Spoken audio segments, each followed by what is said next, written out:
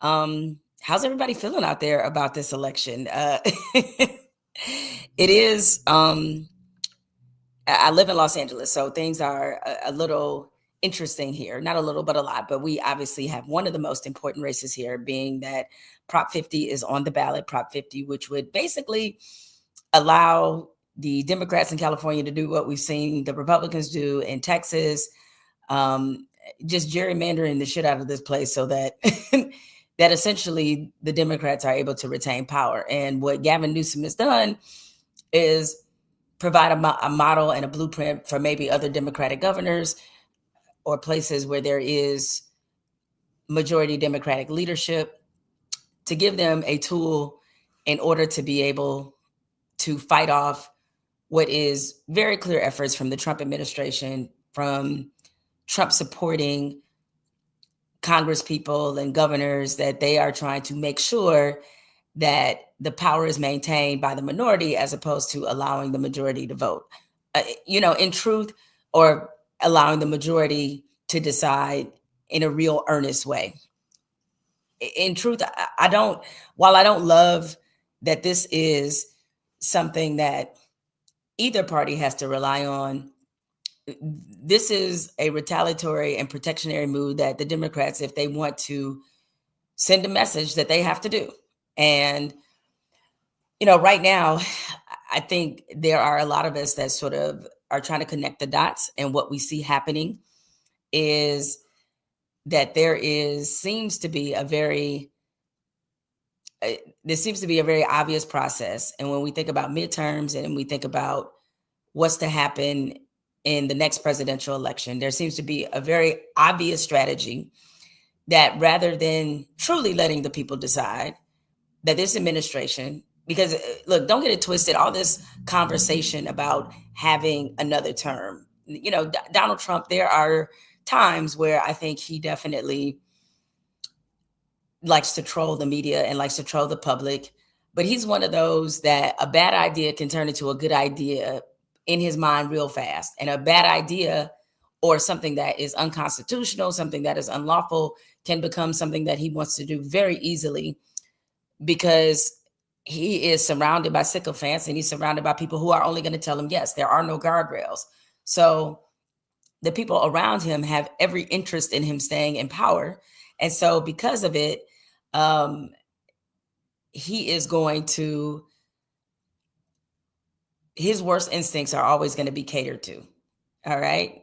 All the time. Real quick, before I go on, let me quickly shout out some family members. What's up, cousin? How you doing? Glad that you joined me here on this live as I discuss election day. Just a little momentary break. I want to say, and when I say cousin, I don't mean cousin in the way of, how Black people generally think of all Black people, like, oh, you my cousin. No, that's really actually my cousin. So shout out to you, cousin. I appreciate you joining me here. At any rate, so here's the thing, is that the larger play for power for the Republicans is to gerrymander.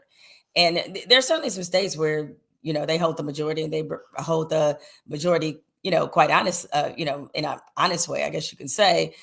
Maybe, although I'm thinking a lot of that because we know they gerrymandered the hell out of Mississippi, which is why, despite the state being majority Black, we know what the leadership looks like. They haven't had a Black senator since 1870.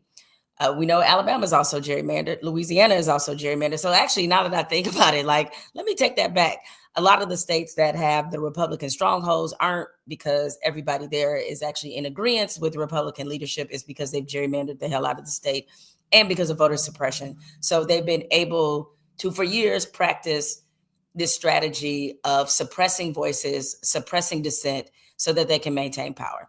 I think this administration is on that same type of time. And because of that, you are going to see, or you should see, more states doing what Gavin Newsom has done here in California, and that is put Prop 50 on the ballot. Prop 50 is one of the most important things that is on the ballot today, but we have a lot of other important races that are going on. You look at Virginia, where we have a governor's race between Winsome Earl Sears, Abigail Spanberger. That race has certainly heated up quite a bit. And what's really interesting, and real quick, I actually meant to mention this probably first. You all know that I'm from, um, you all know that I'm from Detroit. And so because of that, um, I have a vested interest in making sure that that city does well. I stay very informed as I can on Detroit politics. There's a mayoral race that's going on. There's a governor's race. Like, there are a lot of things that are very important on the ballot. And it was very disappointing to me to see that the predictions by the expert is that they only expected a turnout in the city of Detroit between 18 and 23%. And this is unfortunately something that we see every election cycle, is especially in majority Black cities, when it's not a presidential election, local elections are often ignored. You have very little turnout. And what do you know? You look up maybe 6 months, a year after the election, and people have all kinds of complaints, and people are wondering why certain things haven't been done. And people are wondering, where's my tax money going? And why is this happening? We hear all the complaints, but we see none of the effort. We don't see people at the ballot box. Now, I mentioned about how in other states there is real voter suppression efforts. Detroit and Michigan is not one of those states. Detroit in particular. Voting is relatively easy there. So Detroit, what's your excuse? You should be insulted by the fact that the highest that they think you'll turn out is 23%. And listen, I don't want to get on a soapbox here, but I guess allow me to get on a soapbox here, especially when it comes to voting, is that I've heard all of the things, and people, especially friends of mine who are in the work, friends like Latasha Brown, who is co-founder of the organization, her and Cliff Albright, they both run Black Voters Matter. Black Voters Matter is one of the best organizations. They do real on the ground work. They're a big reason, a huge reason why Georgia turned blue. It was because of the work that Black Voters Matter did. And so these are friends of mine who are on the ground, who are talking to people every day. And I ask them often, like, how do you not get frustrated when you hear people talk about why they don't vote? And they tell me the best way to connect with people, because I really did adopt this from them. It's like, I'm trying hard not to shame people who don't vote or seem uninterested or very apathetic when it comes towards politics. I do my best not to shame them, because I don't think that the shaming works. Because people just feel like they're being lectured at. And so instead, and I don't know how you all have these conversations with people that or people in your circle, in your community, when they talk about not voting, there is this idea, of course, that people can't see how government works for them. And I think that just comes from a lack of information about how the government works. As I don't remember who said this, it was somebody in my circle who said, you can deal with politics or politics can deal with you. Either way it goes, whether you choose to be involved in politics or not, they're going to figure out a way to deal with you. And so I think part of the disconnect is that people don't understand how government is operating in their everyday lives in good ways, not just bad ways. Like, people understand the bad ways. Like, if the trash isn't picked up on time, if the streets look a mess, if street lights aren't working, you very much understand who is responsible for providing those things. But when it comes to the things that actually work, that you do every day, if you're able to go to a library, if you're able to go visit a museum, like, the way that your taxpayer money works, and for that matter, why you have parks in your neighborhood, or why there's cleanup, or why there's other things that are servicing and functioning, I don't know that a lot of people really understand what services the government provides and should provide based off your own taxpayer money. And then when it comes to leadership, believe me when I say this, the politicians in power, and I don't mean just Republicans, on both sides of the aisle, they count on you sitting at home.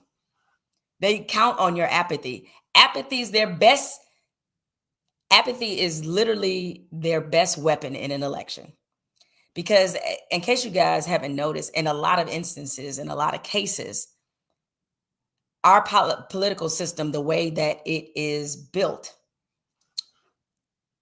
it attracts all the dishonest characters. So if you're a dishonest politician, all you need to do is appeal or get money from a very small group of people in order to maintain power. Because most of us, we take our eyes off who's minding the store if it's not a presidential election. And even when it's a presidential election year, what tends to happen is by the time people have opinions and are engaged, the process of selecting who is the nominee is already gone. We don't get that same level of engagement when it's primary season or when it's just supporting candidates that you think at the national level could be somebody that would be in the best interest of the American people. So by the time people start caring, it's actually too late. Like right now, if you're thinking about the 2028 election, you need to be supporting, voicing, talking about the candidates you want to see in 2028. The time to talk about 2028 is not in 2028. It's right now. And so I find when it comes to local politics, we're even worse. And local politics is actually more powerful because that's something that's happening right in your backyard. So when I see statistics like only 20% of Detroit is going to show up to vote for the next mayor, knowing and understand what's at stake, that's, maybe I know the media doesn't do the greatest job at it, but at the same time, we also, and again, excuse me for being on the soapbox, we have to get out of this habit of relying on somebody else to make us inspired to vote. See, I don't need somebody to inspire me to vote. I don't need a slogan. I don't need a campaign. I don't need a commercial because I understand what's at stake. Now, I get that everybody doesn't stay as politically in tune as I do. We all lead busy lives. We got jobs, we got kids, we got families, we got things that we have to prioritize. And I get that. But at the same time, one of the ways that you take care of the people that you care about is by voting, is by holding politicians accountable. Because the minute you don't, and they know this, I promise you, they're going to use everything in their disposal to maintain power and to disenfranchise you from the very system that you willingly disenfranchise yourself from. Because there's nothing a politician likes better than to know they won't be held accountable. So when you guys ask these questions about like, well, I don't understand how they've been in power for 20, 30 years. Yeah, because you didn't make them do anything. And if they're already only dealing with a small percentage of people who are voting, they don't have to win over that many people because most of y'all done checked out.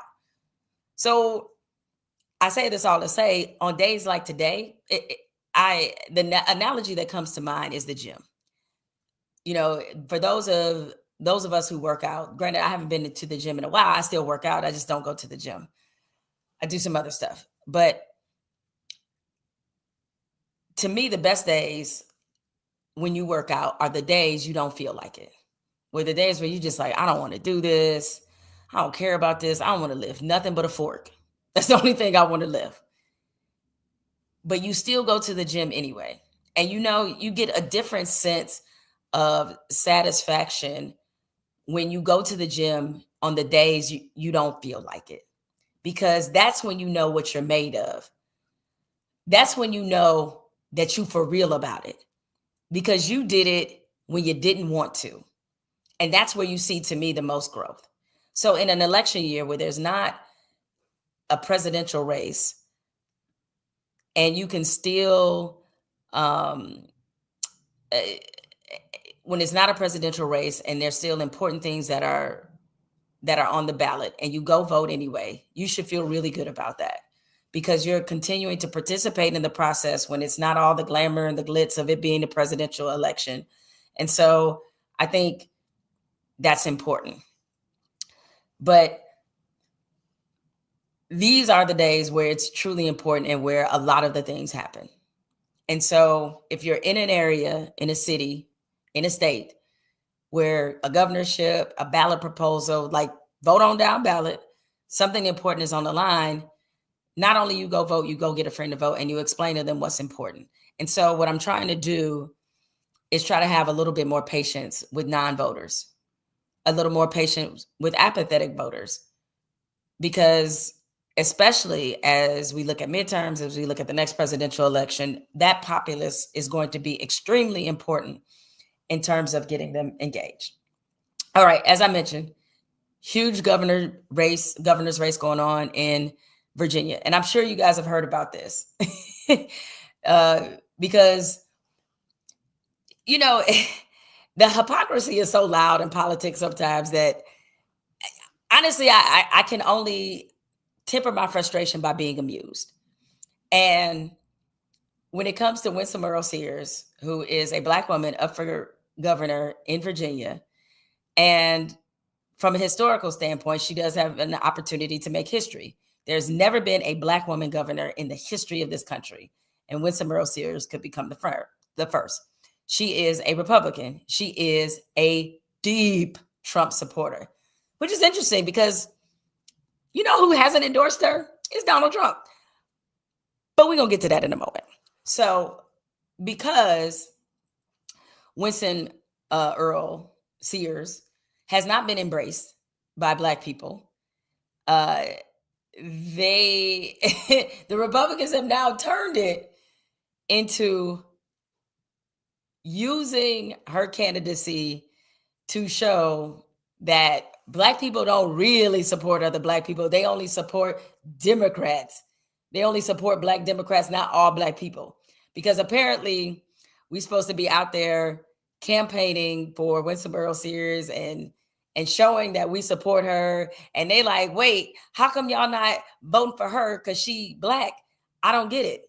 And this has become a real conversation because her opponent, Abigail Spanberger, showed up at a NAACP event and was embraced by the NAACP, which should not be, her opponent is white. Let me just say that, which should not be surprising because the NAACP, let this be known, they do not endorse political candidates.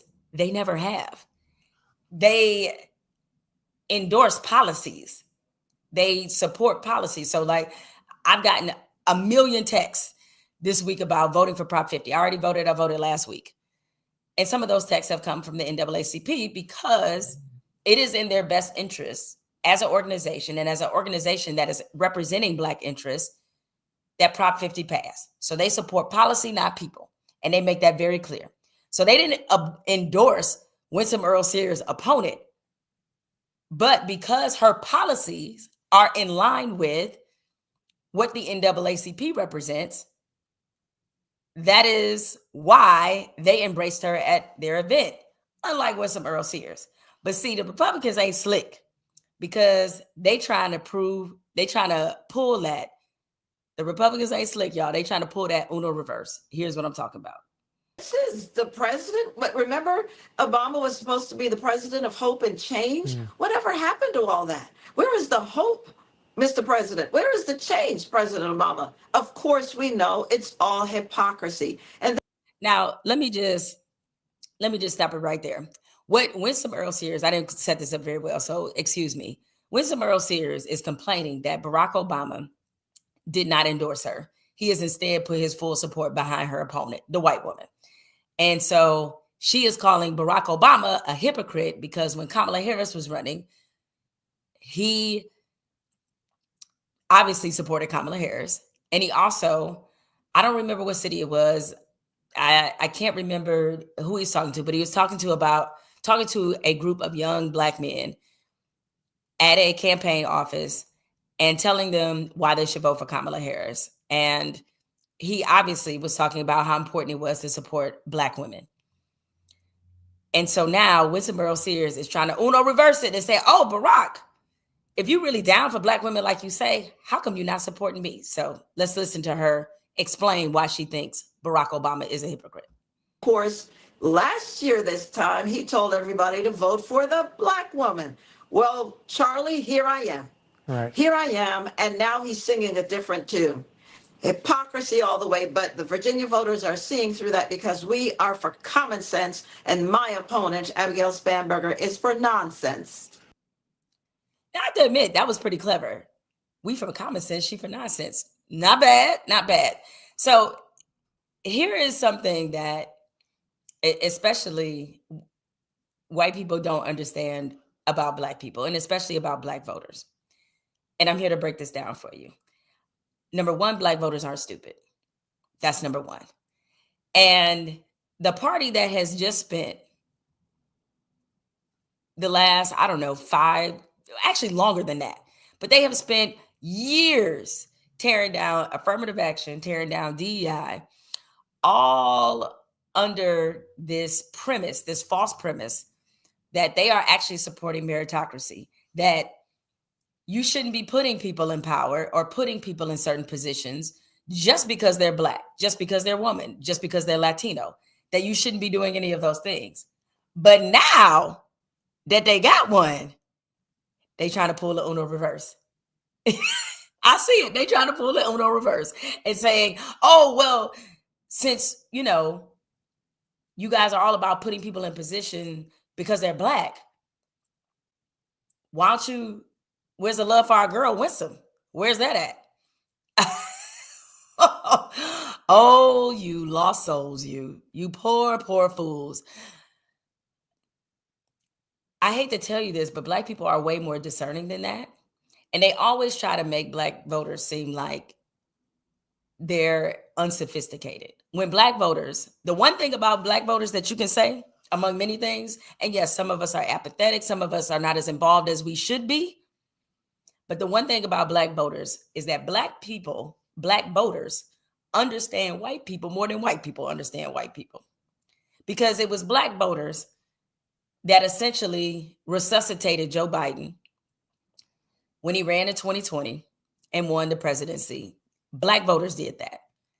And the reason why I credit Black voters with that, and listen, you all can say that, maybe it was the wrong move. I'm not debating about whether or not he should have been president. That's not the debate. What Black voters definitely understood is that nobody can beat a white man but another old white man.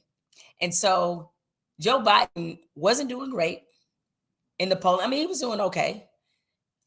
But South Carolina in particular, when he won that primary there, that was the back signal to all the Black voters. Because those Black voters there understood that the only way that Donald Trump is going to be defeated from office is if we put Joe Biden there. Black voters are very practical. They knew that wasn't the time for Kamala Harris, for example. They knew that it wasn't time for Julian Castro. They knew it wasn't the time for other seemingly optically progressive choices. They knew that. And so, because they knew that, they said, no, we're going to go with this white man here because we know he can beat this other white man. Because Black people very much understood that racism was on the ballot. And racism has been on the ballot. And so that wasn't the time in their minds, and a lot of Black voters' mind, that wasn't the time to make a statement. And so fast forward to Winsome Earl Sears. And the reason you don't have a lot of Black people supporting you certainly have some. The reason that you do not have more Black people, maybe more organizations like the NAACP showing outward support. Again, as I said, they don't endorse candidates, they endorse policy. The reason maybe she hasn't been embraced is because of her positions. Because we're doing, as we have always done, we are doing that thing that y'all said we don't do, is that we're looking at her qualifications. We're looking at her positions. We're looking at her open discrimination against the LGBTQ plus community. We're looking at some of the fact that, if you're a Virginia voter and there's so many things to prioritize and so many issues you're facing in your state, and she's sitting up there running attack ads about trans people. And it's like, what that got to do with the price of these eggs and these groceries and this gas? And so she's running the same playbook that the rest of them run. She's also supporting or running in alignment with the presidential administration. And the president has a 57% disapproval rate in her state. But that's who she's running and aligning herself with. So why is anybody shocked that she does not have more support from Black people? It's because they're looking at the math and saying that shit ain't mathing. Okay. And so there then becomes this conversation about whether or not Black conservatives if they're just permanently ostracized from our, community, if we, we're so loyal to the Democratic Party. Let me tell you something about Black folks. Black people are not blindly loyal to the Democratic Party. Let me repeat this. Black people are not blindly loyal to the Democratic Party. And the reason why I can say that so confidently is because for Black people, when most of us vote, it is about harm reduction. Simple as that. We see parties to a degree, but we also see white supremacy as the larger, bigger thing that we are fighting against. And white supremacist behavior is capable and practiced by both Republicans and Democrats. And we understand this. So when we're voting in full support of Democrats, it's not because we love the Democratic Party that much. It's because we see the pathway. We see how to execute the play in that party. There is no pathway for us in the other party. And I've said this a billion times when it comes to getting Black people in a genuine and earnest way to switch parties. If Republicans weren't so loyal to white supremacy and racism, they would have more Black people in their party. They would have more Black people that support them. But they chose their fighter. Their fighter was white supremacy and overt racism. And because they feel like that's their best pathway to power, that's who they're aligned with. And one thing we not going to do, whether it's a Republican, Democrat, independent, libertarian, it doesn't matter. We're not aligning ourselves with anti-Black people. We're not. We're not aligning ourselves with anti-Black agendas. We're not aligning ourselves with things that will grossly harm our community. We're not. So if you want to win over Black people's vote, there's certain things that you're going to have to acknowledge. And so all these, they call themselves the free thinkers. The free thinkers be the ones that, all the free thinkers are the kids in your class whose teacher used to hand them their paper face down. For the most part, those are the free thinkers. Like, you used to get your shit handed to your face down, didn't you? I can tell. So because of that, these free thinkers, because they're really trying to insult the intelligence of Black voters, keep telling us things like, get off the Democratic plantation and this and that. I was like, I don't even think you're evaluating things by the same way that a lot of Black people are. Black people are evaluating and taking stock of like, oh, okay, so I'm supposed to vote for the party that's going to take an axe to Medicaid, take an axe to SNAP, that is going to give billionaires the richest tax cut in history, that has completely destroyed DEI. And even if you were among those who believe that, the DEI wasn't really for us because of who benefited. And I don't deny that. I mean, those statistics, they speak for themselves, is that white women were the main benefactors of DEI. The problem is, in practice, they're using DEI as a way to erase and fire us. That's why you have it's not the only reason, but a big reason why you have 300,000 Black women who are out of work. It's probably higher even now, is because they use the anti-DEI to come after us and make sure that they could eliminate us from certain positions or not even have to consider us at all. And so why would we align ourselves with that? Especially with a party that doesn't want to acknowledge slavery existed, that doesn't want to acknowledge the contributions of Black people, and doesn't want to acknowledge not just our pain, but their complicity in it. They don't want to acknowledge any of that. So make it make sense to me. Break it down to me like I'm 5. If there are any Black conservatives, Black Republicans that are in this chat, I doubt it, unless they just want to anger themselves. Make it make sense to me why What is it that the Republicans are offering that is so appetizing to Black people that we should all jump ship? What is it? Because they for the same stuff. More policing. We see what ICE is doing right now. ICE is just wild out here. They're literally from everything that's against our core values and being, they're against all of it. So what is supposed to be the thing that's supposed to be leading us over?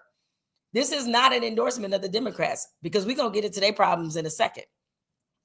But it is to say that that's the problem with the entire conservative mindset and trying to insult and demean Black voters when their allegiance to the Democratic Party makes more sense. The most progressive legislation that has impacted Black communities in a positive way have come on the other side. And perhaps had you gotten behind some of that legislation, you could really give the Democrats a run for their money when it comes to Black voters. Because a lot of us grew up in conservative households and in conservative communities. So from a value standpoint, there are some things that Black people are very aligned with when it comes to conservatives. But it's just that racism part. Hard to get past that. So I mentioned we were going to talk about the Democrats in a minute. Obviously, one of the biggest Democratic races that is happening is for New York City mayor. We have Andrew Cuomo going against Zohran Mamdani. And I'm trying to think of a way to put this, a way to accurately describe this.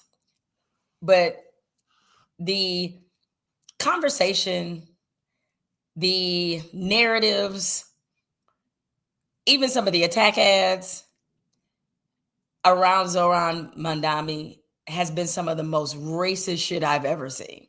And it's so blatant, so open, and so in your face that I'm like, none of this seems a little bigoted.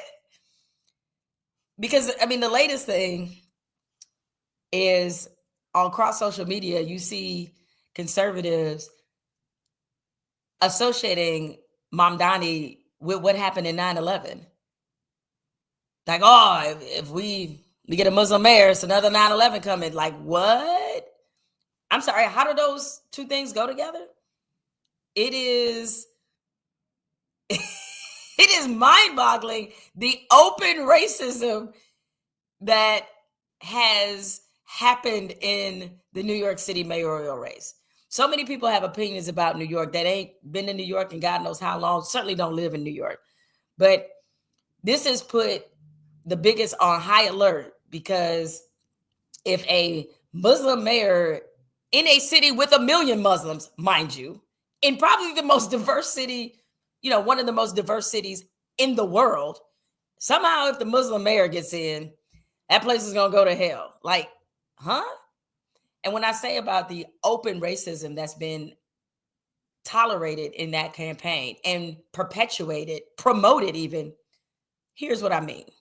Want you to believe he's an inexperienced radical whose policies will make New York City more dangerous. But what do his actual supporters think? Mamdani isn't crazy. He's just trying to even the playing field. Give everyone a fair shot. Sure, he said multiple times we need to defund the police, but that was just a metaphor. And yes, he did say crime is a social construct, but that was also a metaphor. His main backer, the Democratic Socialists' ideas are common sense, such as Decriminalizing misdemeanors, like shoplifting. third-degree assault, Trespassing, prostitution, And drunk driving. with plans to decriminalize all drugs. Wait, let me just say this, guys. Just so you know, that's an AI generated ad. All right. And the extreme levels of this in this particular ad is just wild to me. Like, you got, I mean, the imagery is stunning. You got a grandma turning up a bottle of Tito's. You have prostitutes in a van. Like, what are we doing? Let's continue to look at this. Be a job creator. for drug dealers. Instead of helping us homeless get off the streets and into the mental health facilities we need, he wants to give us safe injection sites to do crack and let us sleep in subway carts. Wait, now safe injection sites to do crack? My guy. These are actual policies Mamdani and the DSA want to implement on day one. When a woman's being domestically abused, she finally won't have to deal with some pesky cop to arrest the abuser, but now a social worker to help, kumbaya the situation.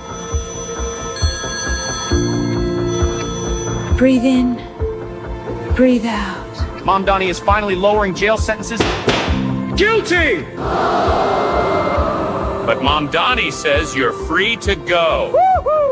Who cares if legalizing prostitution statistically leads to an increase for sex trafficking of women and young girls by 70%? You can't have safe. And then they have, of course, the pimp was going to be a black dude. Of course. For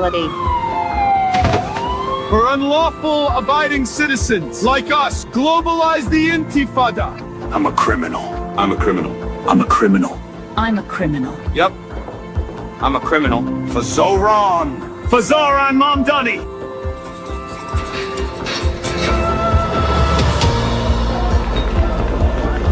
I didn't have a real job until I was 30, but sure, give me the keys to the city. What's the worst that can happen? Paid for by Cuomo for NYC. I mean, did Michael Bay direct that shit? Like, what was that? What was that? So Zohran Mamdani is about to turn New York into a hellscape. It turns into some shit that looked like Twister just blew through it. Like, it's preposterous.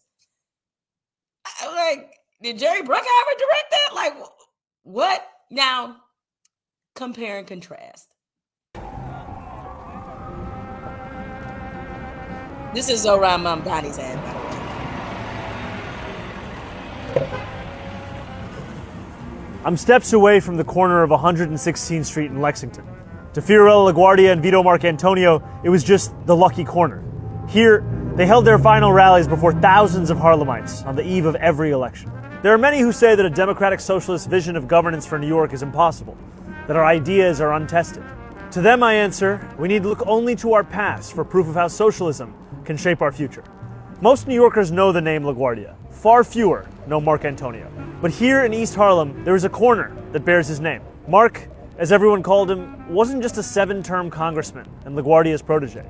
He was an unapologetic socialist, a steadfast ally to organized labor, and a champion for those who were often forgotten at the time. Puerto Ricans, Jewish New Yorkers, senior citizens, Mark fought for them all.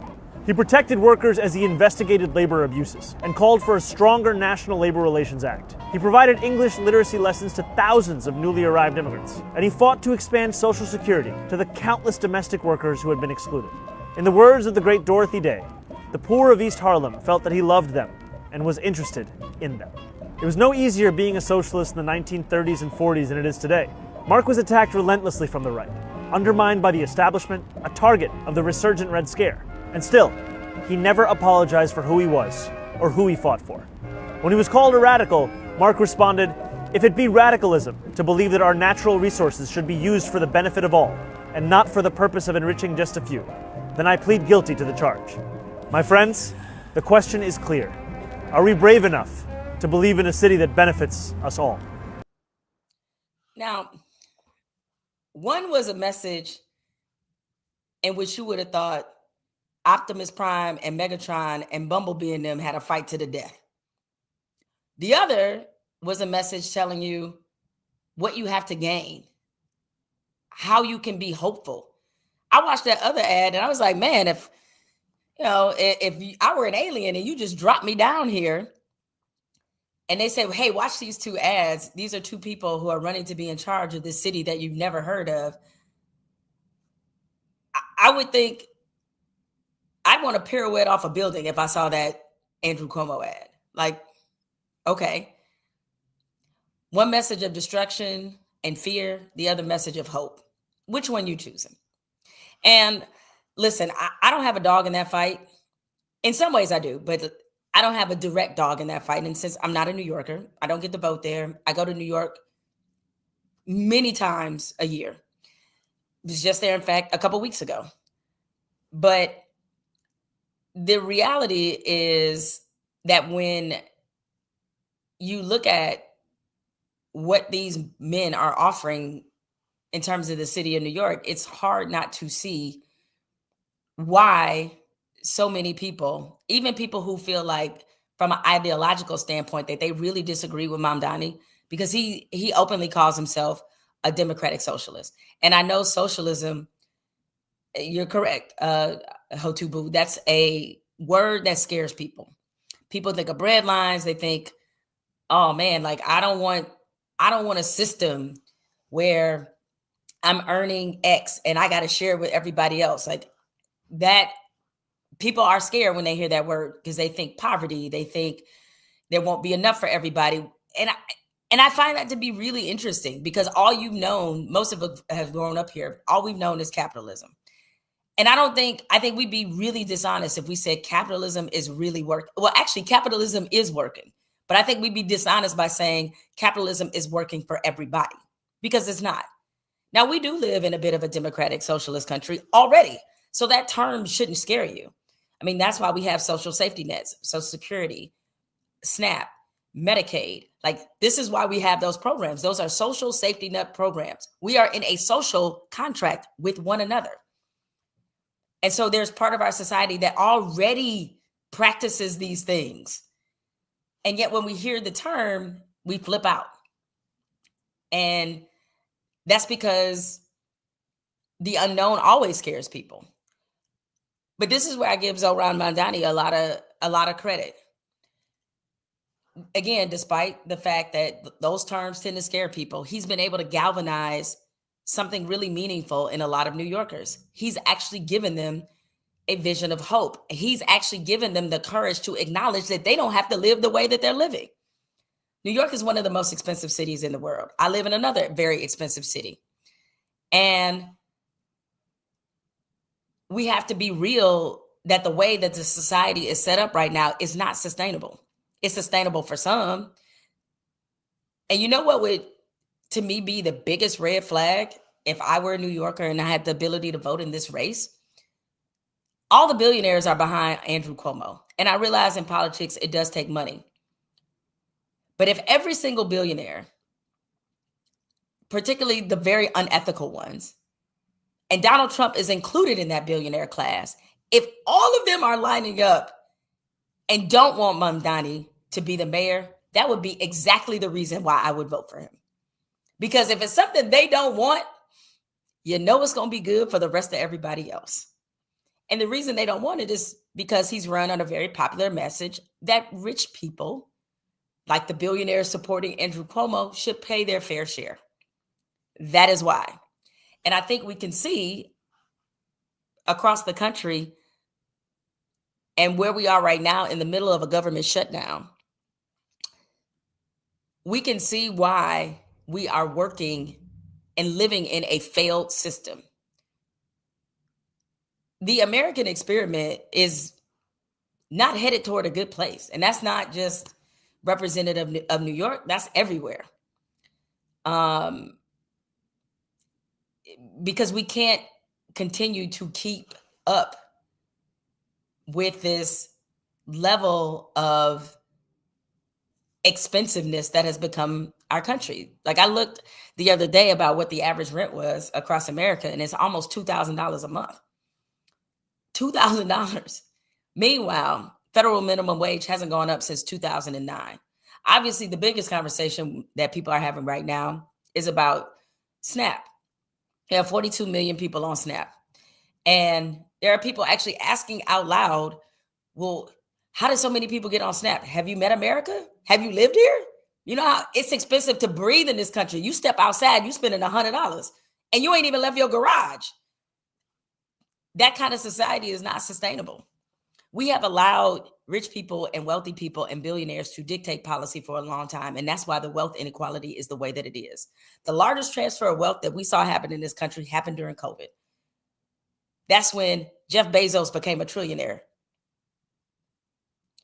When you look at what the most wealthy people, what they were able to earn during COVID, is crazy.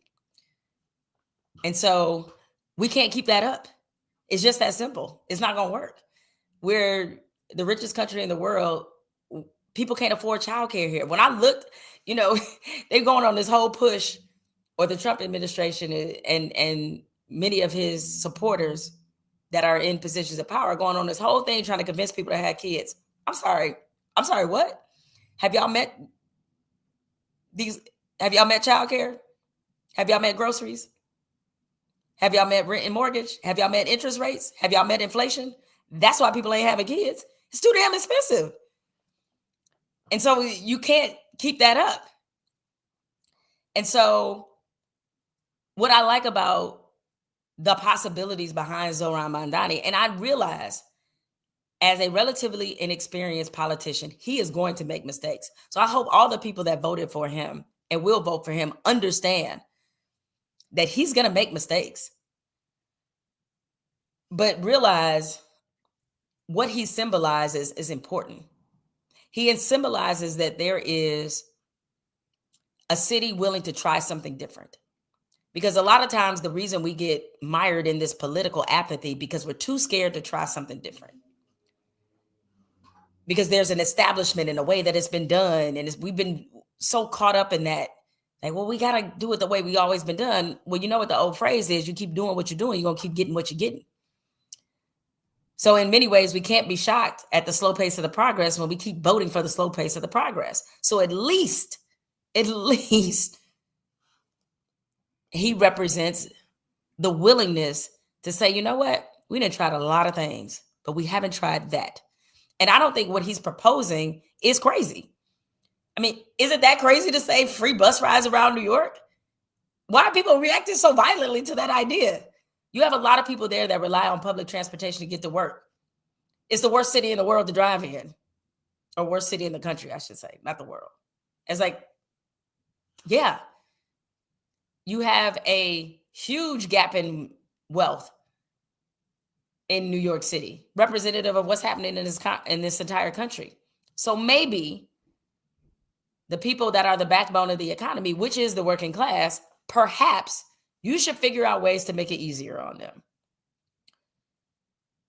So it is mind-boggling to see how many people just want to support Andrew Cuomo because they're used to him.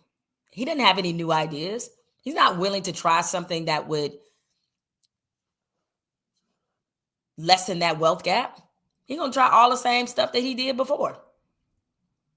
He ain't doing nothing new. We get it. More money for the police. Yup, we get it. Despite the fact, yeah, why don't y'all do some homework? I encourage y'all to do some homework and look how many misconduct or how much money in misconduct the New York Police Department has paid out. Take a look at that. Very interesting. So he's going to keep doing the same thing. And it's the same results. So I admire the ability to do something different. And of course, they have run completely away with this idea that Zohran Mamdani, and they wouldn't be saying this if he wasn't Muslim, that he is anti-Semitic.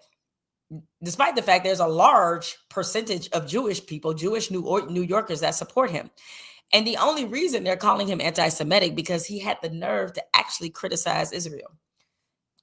By criticizing Israel, I mean criticize the way Israel is being run. And I saw this video that has been circulating about how Mamdani,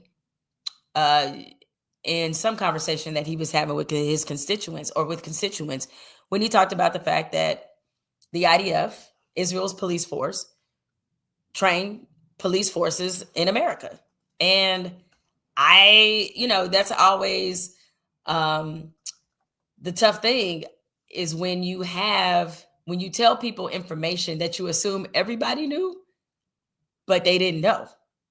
But it is very true, and you can literally look this up, is that U.S. law enforcement agencies partner with Israel when it comes to training. And you need to do only but one Google search to find out the type of training that they're learning from the Israeli police department, the IDF, or Israeli law enforcement. It is let's just say it explains a lot. And so he had the nerve to bring attention to this, even though Amnesty International, they have also listed the IDF as a chronic, this is their words, a chronic human rights violator. So if you have American police departments, and not just New York City's, but many across the country, learning from an organization that Amnesty International called chronic human violators, what do you think is the result of that? So Mamdani actually saying that, they called him anti-Semitic. I was like, oh, is that what we're doing now? So I'd love to see him win this race, just for the simple fact it's going to spite a lot of the people I can't stand. And I would love to see if those on social media crying about the mayoral race, if they follow through with what they said, talking about they're going to move out of New York.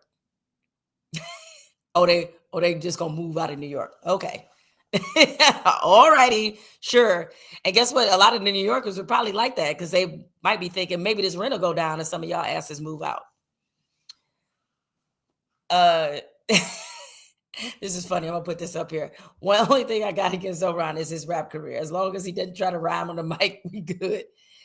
Hey, if you want some laughs, look up Zohran rapping. I agree. That ain't his best strong suit. He might need to keep that one to the professionals. He's exactly right. So there's a lot of fear running amok. People thinking, New York is about to crash out if a Muslim is actually the mayor. And it just, once again, exposes the deep level of bigotry. I thought we had this conversation after 9/11, because what a lot of Muslims went through after that, those who, were in this country, and even those who probably came to this country to visit, it's a period in our history we should never be proud of. And to see those same talking points reignited is just really disgusting. Because as much as I like to think we're better than that, we often prove that we are not. Finally, before I get out of here, there is one thing, two things I want to address. One on a personal, both are on a personal note. I'll start with this conversation we've been having about SNAP benefits. And I'm sure you guys have seen the latest, which is that federal judges have told the government that they have to began to but they have to partially fund SNAP, because they've been cut off with the shutdown. There was I think November 1st was the day that the 42 million people on SNAP were going to lose their SNAP benefits, but a judge has stepped in and they'll be able to receive partial benefits, not because they were ordered to only get partial benefits. It's because the president decided that they were only going to do partial benefits.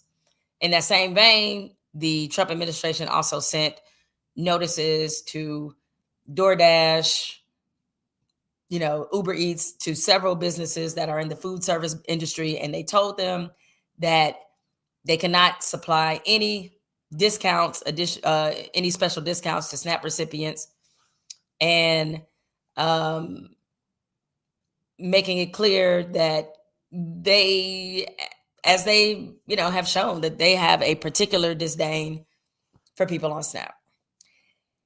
And I wish I could say it was a disdain that was limited to the government. But one thing that has become abundantly clear is that a lot of y'all, and a lot of people, I should say, in this country are really unkind, miserable ass people. And for me, hearing this conversation about SNAP is especially triggering for me. I talk about this a lot in my memoir, Uphill, still available in stores. Feel free to buy. But I grew up on food stamps. My mom was on food stamps on and off when I was growing up in Detroit. And I was on the old school food stamps, like the booklet food stamps that looked like Monopoly money, came in this thick ass booklet. And like when you used it in the store, everybody knew you were on food stamps because it was just a glowing sign if you had that money. I mean, some of the money was brown, it was purple, like all these garanable ass colors in a food stamp booklet. That's what it was. And when I was in school, and I'm not saying that this has changed, but certainly when I was in school, people made fun of people who were on food stamps a lot. And the last thing you wanted to be known as is being the food stamp kid. And that's what I never wanted to be known as, even though I know there were some friends of mine, other people in my school, in my neighborhood, who also were on stamps. So what I would do is, if me and my friends went to the store, and I'd have, that food stamp booklet or $1 food stamp, because I think if you had over $1 food stamp, you had to have the booklet with you. But if you, just had just $1, it was fine. And so we go to the store, everybody in there shopping, getting their little snacks or whatever. By the way, what a time. This is remember when you could walk in the store with $1 and get like 3 things, 4 things? Might get like I think they call them, we're talking about New York. I think y'all call them quarter waters. I forgot. I think we might have called them the same thing. But either way, you can get a juice, some Doritos, some Mike and Ike's, or Boston baked beans, or some lemon heads, Nihilators. Get any of those 10, 15 cent, 20 cent candies. Get 4 bags of chip for $1. 25 cent potato chip bags.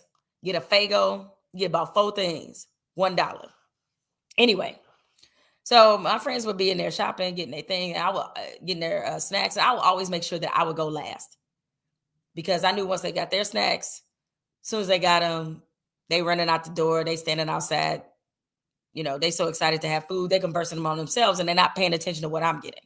So that's when I have my little stuff, and I would ease that food stamp dollar on up there, or that booklet on up there, and be like, ooh, and pray that they didn't see me, the food stamp kid, because I never told my friends, for the most part, that we were on stamps, because I wanted to hide that.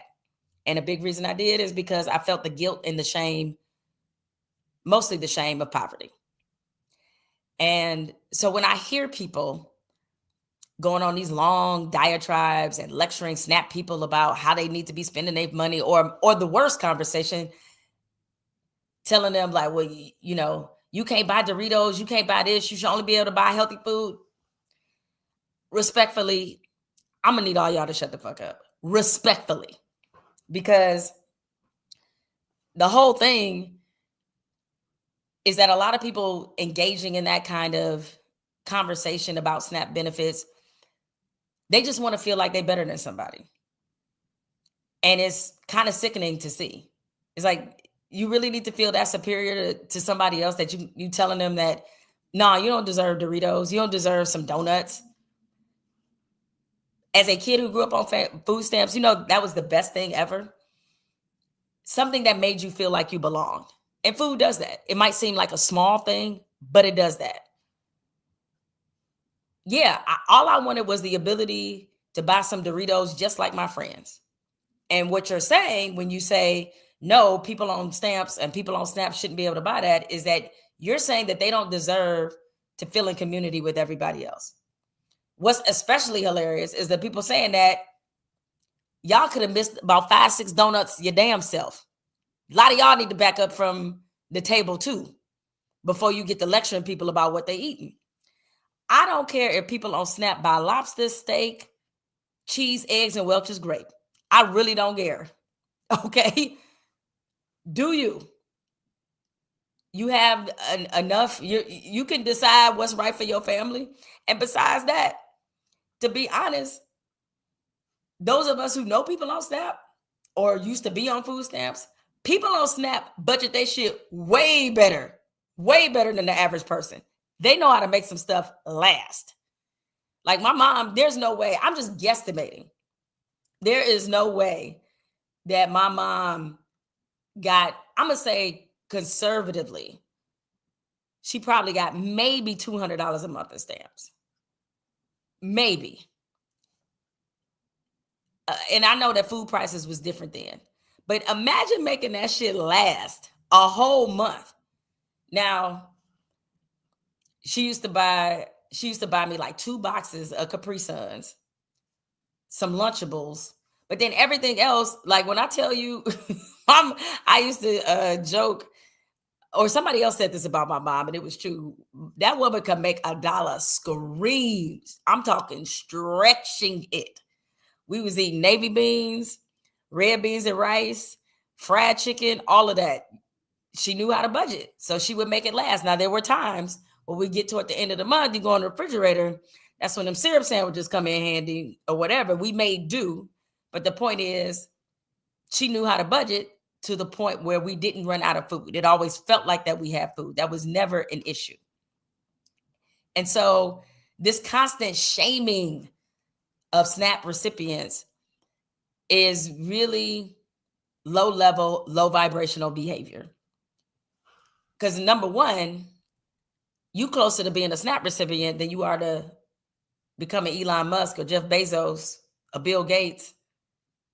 Like, you'll never sniff $1 billion, ever. You won't, probably most people, the majority of people in this country won't even sniff $1 million, right? Liquid, that is. You way closer to being that person in the projects, or really where you'll find the majority of SNAP restaurants. You know, y'all go to McDonald's and Chipotle and Chick-fil-A and your grocery stores. A lot of the people working the register. And especially if you go to Walmart, pretty much their entire workforce is on SNAP. You're much closer to them than you are to these billionaires and millionaires that you constantly glaze and make excuses for. So I don't understand why you have more smoke for a SNAP recipient talking about your tax money. Do you know how much they estimate the average American taxpayer per year pays $40 a year to fund SNAP? $40. $40. Y'all know where that's from. Like, what? Y'all spend more on that on streaming for one channel. Y'all ain't even bundling. But $40 so that somebody can eat, that's a bridge too far. Meanwhile, you are helping to fund the largest tax cut for the rich in American history. How does that make you feel? I would much rather a SNAP recipient get a lobster, get some lobster tails, than Elon Musk see any of my money. I would much rather see it. And so, but we know what the game is. And it was the creator of a fan base, Isaac Hayes, who put this out here, and it was important. Realize a lot of these videos that you guys are seeing of SNAP recipients on TikTok and other apps complaining, and they're usually Black people complaining about losing SNAP or talking about how they're scamming SNAP. A lot of those videos are fake. Because one thing that Isaac exposed is that there is an AI app called Zohran that is allowing people to make videos, to create content that is meant to induce this resentment and animosity towards SNAP recipients. Gee, I wonder where that's coming from. You mean to tell me the billionaires are producing content to purposely make the people beneath them fight each other so that no one ever holds them accountable? You mean that's happening? Do tell. Because they have to, the reason, and even on Fox News, where of course, I don't remember which politician it was going off talking about they're using SNAP to for their weaves and get their nails done. So when they say stuff like that, you know what they're doing. They're purposely planning and making the face of SNAP Black, even though the majority of people on SNAP are white. You know, and just some fun facts while I'm here relaying them. Majority of people on SNAP are white. Undocumented people cannot get SNAP. SNAP does have a work requirement. Half the people on SNAP, or more than half of the people on SNAP, are either elderly, disabled, or kids. They make up the biggest percentage of SNAP recipients. So this idea that you just got healthy, able-bodied people, and also pregnant women, they also constitute that on SNAP. And so, but they're purposely trying to make the face of SNAP to be Black, because that we know that in this country, anytime there is a hint that Black people might benefit from any social policy, suddenly it becomes the worst and most irresponsible social policy in the world. Because when the idea of food stamps and government food supply first started, people in this country were overwhelmingly in favor of it because it was going to white people. As soon as Black people had access to these same social programs, then the narrative started to change. Then it became wasteful. Then it became fraudulent. And they tried to present it as it being something where it was a crutch. Now, in any system, you're going to have people that scam the system. That's just the way that it works. But the low percentage of people who scam SNAP, and I do mean low, the USDA estimates it's between 1% and 4%. 1% and 4%. And so for this conversation to constantly be hovering around fraud and abuse is just an excuse, and it's just cover, because SNAP presents a way for people to feel superior to other people, or the conversation around SNAP.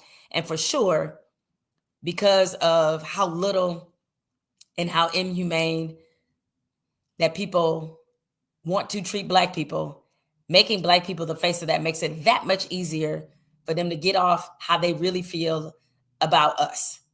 It's just another avenue for them to do it. They don't think we deserve shit. SNAP represents something they think that we're overwhelmingly on.